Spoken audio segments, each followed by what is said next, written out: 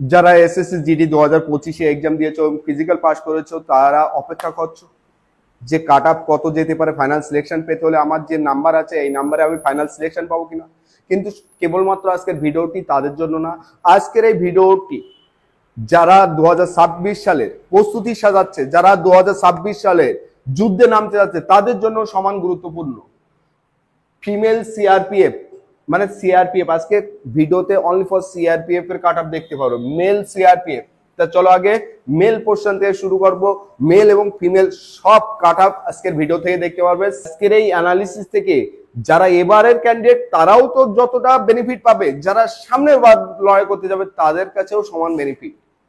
Mail কাট up দেখো, CRPF এবার mail আসন সংখ্যা কত? 518। কোন ডিস্ট্রিক্টে আছে? General district. ইউআর কত? 207টা আসন 2025-এ। আগে 2024-এ কত ছিল? 136টা। কত? 70টা সিট বেড়েছে। ইডব্লিউএস 52-34, তার মানে এখানেও প্রায় 20+ সিট বাড়ছে। ওবিসি কত? এখানে দেখো, যদি আমি অ্যাপ্রক্স ধরি তাহলে 35+ সিট বৃদ্ধি পাচ্ছে। এসটি 26-17, তার মানে 9টা সিট বেড়ে গেছে। এসসি আগের বার কাট আপ গিয়েছে 116.56, 106 point, 114 point, 109 point, 108 point something. এই কাট আপ কবে? 2024-এ, যখন প্রশ্ন সহজ ছিল। আর এবার তো প্রশ্ন কঠিন হয়েছে, ফিজিক্যাল কঠিন হয়েছে, তাহলে ফেল করেছে অলরেডি অনেক বেশি। তাহলে এখানে ফাইনাল সিলেকশন পেতে হলে কত? যদি তুমি দেখো আগেরবার যে বিএসএফ পোস্টে চাকরি করেছিল 110, সেখান থেকে 116, তার মানে কত? 6 নাম্বার প্রোগ্রেস হয়েছে। যদি তোমার স্কোর নর্মালে 112 ± 2 আছে তাহলে তুমি সিআরপিএফ সিলেকশন পাবে।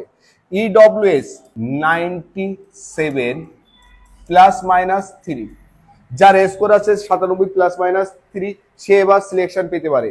103 ± 2 যদি স্কোর হয় তাহলে অবশ্যই পেয়ে যাবে। এসটি যদি দেখো 104 ± 3, এসসি যদি হয় 99 ± 2।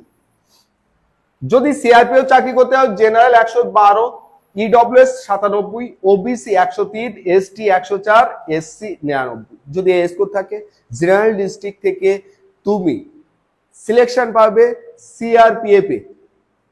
এবার যদি নকশাল ডিস্ট্রিক্ট দেখো, প্রোগ্রেস হয়েছে কত? 9 নাম্বার। আর একটা সিট ছিল এখানে 80, আর এখানে কত? 98। এখানে কত? এসসি 18 নাম্বার প্রোগ্রেস হয়েছে। সব অ্যানালিসিস করছি। সিট কটা বেড়েছে দেখো, 10টা সিট। এখানে কটা? 2টো সিট। এখানে কটা? 6টা সিট। এখানে 1টা, এখানে 7টা সিট। সব জায়গায় বেড়েছে নকশাল ডিস্ট্রিক্টে। যখন সিট বেড়েছে তাহলে কাট আপ কত যাবে? যাদের 97 ± 2 আছে তারা সিলেকশন পেয়ে যাবে, চোখ বন্ধ করে বিশ্বাস রাখতে হবে। 77 ± 2 আছে তারা অবশ্যই এবার ইডব্লিউএস থেকে সিলেকশন পেয়ে যাবে, নকশাল ডিস্ট্রিক্ট থেকে। ওবিসির কথা যদি বলা হয় 87 ± 2, 105 ± 3, 72 ± 3। যদি তুমি সিলেকশন সিআরপিএফ এ নিয়ে যেতে যাও, জেনারেল হলে 97, ইডব্লিউএস হলে 77, ওবিসি হলে 87, এসটি হলে 105, এসসি হলে 72। দেখো জেনারেল সিট 478 ছিল 314, যদি সিট বাড়ে এখানে 160টা সিট বেড়েছে। ইডব্লিউএস 119, 147, তার মানে এখানে সিট কমে গিয়েছে। কতটা সিট কমে গিয়েছে? প্রায় বলা যায় 20 কাছাকাছি সিট কমে গিয়েছে। ওবিসির কটা সিট বেড়েছে? এখানে দেখো ওবিসি সিট বাড়ছে 90টা, এসটি সিট 20টা, এসসি সিট যদি দেখো 4, 9 আর 8, 17, 94টা সিট। তাহলে সিট বেড়েছে একমাত্র ইডব্লিউএস বাদে, আর সব সিট বৃদ্ধি পেয়েছে। আগের বার কাট আপ গিয়েছে 109, 43, 104, 72। তাহলে সিআরপিএফ যদি পোস্ট তোমার চয়েসে থাকে বিএসএফ এর আগে, তাহলে তুমি কত নাম্বার পেলে সিলেকশন পেয়ে যাবে? এটা সব থেকে বড় প্রশ্ন। বর্ডার ডিস্ট্রিক্টে তোমার স্কোরিং যদি 91 ± 2 যদি থাকে তাহলে তুমি সিআরপিএফ সিলেকশন পাবে। ইডব্লিউএস সিলেকশন পেতে হলে যার স্কোরিং 49 ± 2 আছে সে সিলেকশন পেয়ে যাবে সিআরপিএফ এ। ওবিসি যদি দেখি, ওবিসির কাট আপ সব থেকে এবার আকর্ষণীয় কাট আপ হতে যাচ্ছে। তার কারণ যার স্কোরিং 82 ± 3 আছে সে এবার সিলেকশন পেয়ে যাবে। এসটিদের কাট আপ যদি তোমরা দেখো তাহলে এখান থেকে 89 প্লাস মাইনাস 3 যাদের আছে তারা সিলেকশন পেয়ে যাবে। এসসি দের কাট অফ যদি দেখি 86 প্লাস মাইনাস 1, যাদের score general 91, EWS 49, OBC 82, ST 89, SC 86 আছে, তারা সিআরপিএফ পোস্ট দখল করতে পারবে। তার কারণ বর্ডার ডিস্ট্রিক্টে এবার সিআরপিএফ পোস্ট কম না, 1193টা সিট কম না, কিন্তু এটা মাথায় রাখবে।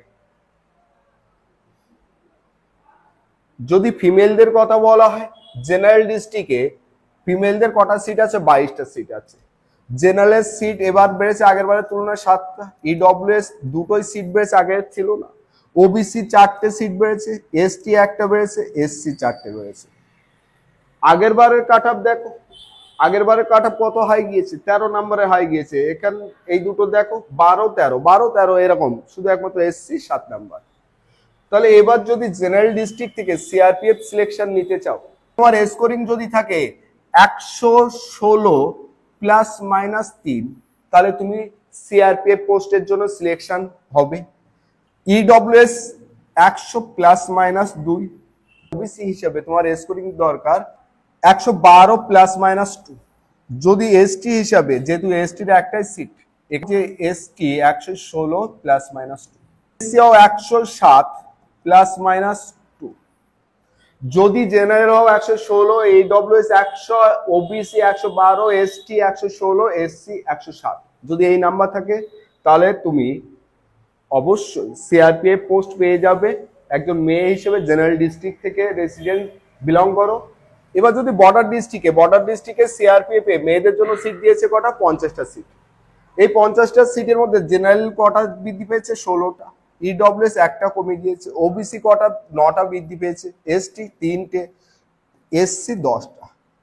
তাহলে এই যে বৃদ্ধি পেয়েছে বর্ডার ডিস্ট্রিক্ট হিসাবে, তাহলে ফাইনাল সিলেকশন পেতে গেলে বর্ডার ডিস্ট্রিক্টে তোমার কত স্কোর হলে? জেনারেল কত? 107, ইডব্লিউএস 50, ওবিসি 101, এসটি 105, এসসি 100। এই নাম্বার যদি থাকে তাহলে তুমি সিআরপিএফ এর পোস্ট পেয়ে যাবে। এরপরে তোমরা যে ভিডিওটা দেখতে হবে সব থেকে ইম্পর্টেন্ট ভিডিও, সেই ভিডিওটি কিসের? সিআইএসএফ এর ভিডিও। সিআইএসএফ এর ভিডিও যারা সিলেকশন নিতে চাও, কত নাম্বার পেলে সিআইএসএফ, কত নাম্বার তোমার কাছে আছে, যে নাম্বারে তুমি এবার সিআইএসএফ সিলেকশন নিতে পারবে। এর জন্য প্রত্যেকে এই অ্যানালিসিস দেখে কিছু না কিছু বুঝতে পারছো যে কাট অফ কেমন হতে পারে। আজকের ভিডিওতে যদি মনে হয় যে স্যার যে ডাটাগুলো আমাদের সামনে এনে অ্যানালিসিস করে দিয়েছে, এই ডাটা ভুল হতে পারে না, এই ডাটা একদম পারফেক্ট ম্যাচ হয়ে যাবে ফাইনাল কাট অফে, যদি আমার সাথে সহমত হও তাহলে অবশ্যই লাইক, কমেন্ট এবং সেই সাথে শেয়ার করবে। আর নতুন হলে আগে চ্যানেলটি সাবস্ক্রাইব করবে।